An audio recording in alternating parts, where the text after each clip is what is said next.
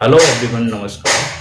कैसे हैं आप लोग? आप सभी का स्वागत है। जैसा कि आप जानते हैं, मैं भारतीय राज्य व्यवस्था का मैं काफ़ी चैप्टर करवा चुका हूँ। मैंने इसकी शुरुआत संविधान की डिमांड होने से लेकर के संविधान से संबंधित समितियाँ और उसकी संरचना, उसके समितियों के अध्यक्ष और राष्ट्रपति, प्रधानमंत्री, उपराष्ट्रपति समस्त प्रकार के चैप्टर करवा दिए हैं, जहां से प्रश्न बनने की संभावना अधिकतर रहती है और प्रश्न वहां से पूछे जाते हैं। इन सभी को मैंने करवा दिया है, जो आप जाकर के प्लेलिस्ट में देख सकते हैं और अपना एग्जाम को बहुत ही अच्छे से सॉल्व कर पाएंगे। मैं इस प्रकार की आशा करता हूँ। तो आज का हमारा जो टॉपिक है वो है भारतीय संसद के बारे में। संसद के बारे में यानी पार्लियामेंट के बारे में।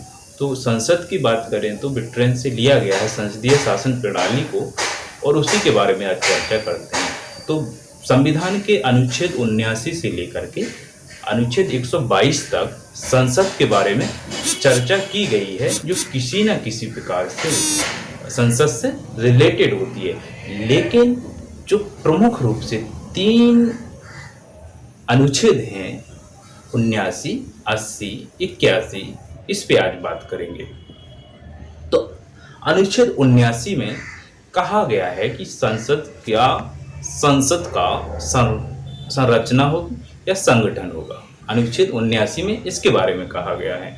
अनुच्छेद 80 में राज्यसभा के बारे में बोला गया है। तो आज राज्यसभा की देख लेते हैं, क्या है राज्यसभा। तो राज्यसभा की बात करें तो राज्यसभा एक उच्च सदन है, और राज्यसभा स्थायी सदन है। स्थायी सदन क्यों है? क्योंकि राज्यसभा के सदस्यों का चुनाव एक साथ ना होकर के उसके 1/3 सदस्यों का चुनाव प्रत्येक 2 वर्ष में होता है, और प्रत्येक 2 वर्ष में होता है। तो उसका कारण क्या है कि राज्यसभा विघटित नहीं हो पाती है।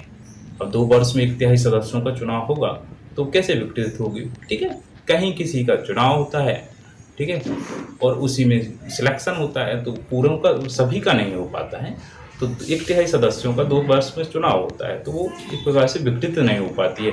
1952 से जब से 1952 से गठित हुई है, तो इसमें किसी भी प्रकार से इसका विघटन नहीं हुआ है, अभी तक सुचारू रूप से चल रही है। तो बात करें इसके सदस्यों की, राज्यसभा के अधिकतम सदस्य 250 हो सकते हैं, लेकिन अभी फिलहाल 245 हैं, जिसमें से 229 सदस्य राज्यों का प्रतिनिधित्व करते हैं।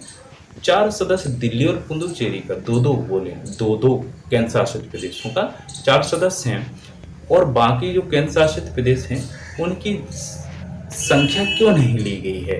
उनकी इसलिए नहीं ली गई है कि उनका जो जनसंख्या कम होने के कारण उनको नहीं शामिल किया गया है। ओनली 4 सदस्यों को शामिल किया गया है। केंद्र शासित प्रदेशों के 4 सदस्य और 229 सदस्य राज्यों के, तो टोटल मिलाकर के 229 और 4 हो जाते हैं 233। बाकी 245 में से 233 घटाएंगे तो बाकी 12 बचते हैं। नहीं, बाकी 12 सदस्यों का क्या मनोनीत करते हैं राष्ट्रपति जी, जो किसी न किसी प्रकार से किसी क्षेत्र में पारंगत हों। पारंगत किस क्षेत्र में हो सकते हैं? साहित्य में, कला में, समाज सेवा में, मनोरंजन में, ठीक है। तो इन में से क्या करेंगे राष्ट्रपति? उनको मनोनीत करेंगे, ठीक है। तो मनोनीत करेंगे 12 सदस्यों को। 229 सदस्य होंगे जो वो होंगे आपके राज्यों से प्रतिनिधित्व करेंगे। 4 सदस्य केंद्र शासित प्रदेशों से होंगे, जो 229 + 4 + 12 बराबर 245। ओके, तो 245 सदस्य इस प्रकार से हो जाते हैं राज्यसभा के। अब राज्यसभा के चुनाव की बात करें तो चुनाव की जो प्रक्रिया होती है अप्रत्यक्ष तरीके से होती है, और राज्यसभा का जो चुनाव की प्रक्रिया बोले तो आनुपातिक प्रतिनिधित्व एकल संक्रमणीय मत के द्वारा होती है। और राज्यसभा के सभापति की बात करें तो भारत के उपराष्ट्रपति राज्यसभा के सभापति होते हैं, ठीक है। तो इस प्रकार से राज्यसभा की बात हो जाती है। अब आर्टिकल 81 की बात करें, तो आर्टिकल 81 की बात करें तो आर्टिकल 81 में लोकसभा के गठन की बात की गई है। तो लोकसभा के गठन की बात की गई है, तो लोकसभा का गठन होता है जिस प्रकार से, तो उसमें पंचवर्षीय चुनाव होता है, जिस प्रकार से आम चुनाव होते हैं, और इसमें सांसद का चुनाव होता है, सांसद चुने जाते हैं, और इनका कार्यकाल 5 वर्ष होता है। ठीक है, और 5 वर्ष होता है इनका कार्यकाल।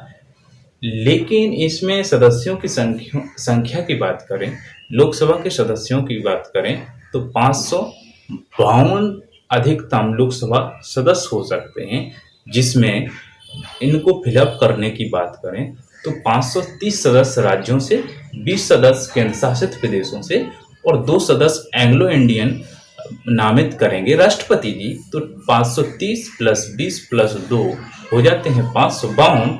लेकिन अभी फिलहाल में लोकसभा के सदस्यों की संख्या 545 है, जिसमें से 530 राज्यों से, 13 केंद्र शासित प्रदेशों से, और 2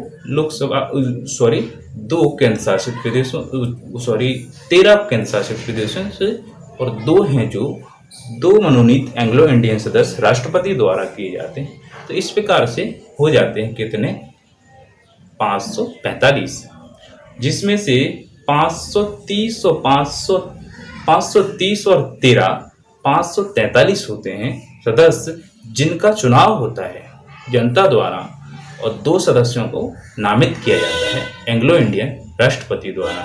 तो 543 को यदि ऐसा प्रश्न बनता है कि लोकसभा के सदस्यों के 545 में से कितने सदस्यों का चुनाव होता है, तो हमें पता होना चाहिए 543 सदस्यों का चुनाव होता है जनता द्वारा। ठीक है, सांसद 543 चुने जाते हैं और 2 नामित किए जाते हैं एंग्लो इंडियन।